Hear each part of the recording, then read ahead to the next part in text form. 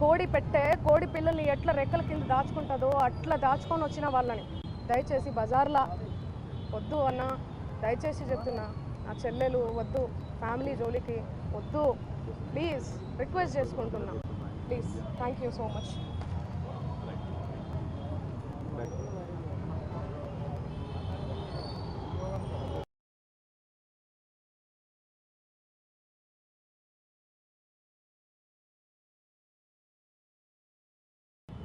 నా మీద ఏమైనా కోపం ఉంటే దయచేసి చెప్తున్నా, మీరు చూపించే దాన్ని బట్టి ప్రజలందరూ కూడా మిస్లీడ్ అవుతుంది. ప్రజలందరూ ఏమనుకుంటారు, అరే ఏంది అసలు ఏంది మంగ్లీ అని చెప్పి అనుకోరా, నమ్మరా వాళ్ళు?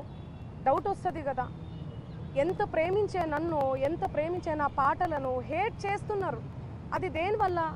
మీడియా వల్లనే కదా. మన media, social media, main stream media వల్లనే కదా.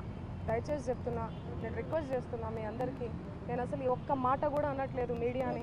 మీడియా లేకపోతే అసలు నేను లేను. సోషల్ మీడియా లేకపోతే నేను మళ్ళీ చెప్తున్నా, నేను లేను. ఏదన్నా తెలిసి తెలియక తప్పు మాట్లాడితే నన్ను క్షమించండి. మీరు లేకపోతే నేను లేను. నా అన్నదమ్ములు లాంటి వాళ్ళు మీరందరూ కూడా, ఓకే? ప్లీజ్ ప్లీజ్ ప్లీజ్ నా ఫోటో దయచేసి వాడకండి. దీనికి నాకు సంబంధం లేదు. ఎందుకు నా ఫోటో వాడుతున్నారు? ఇక్కడ మెయిన్ ఎవరు? మధు నాయక్, హేమకాంత్ రెడ్డి, ఈ సుబ్బారావు అనే వ్యక్తి, అడ్వకేటు, వీళ్ళు. ఆ మధు నాయక్, హేమకాంత్ రెడ్డి ఎవరి దగ్గర నుంచి కలెక్ట్ చేసిండు పైసలు? బాధితుల నుంచి. బాధితులకు నేను అండగా ఉంటా. ఏమైందో ఇది, బాధితులకు న్యాయం జరగాలని ఈ కేసు ఏమైనా ఇట్లా అవుతుందో ఏమో తెలియదు, భగవంతుడికి తెలుసు ఎరుక. కానీ నేను వాళ్లకు తప్పకుండా అండగుంటా. వాళ్లకు న్యాయం జరగాలి.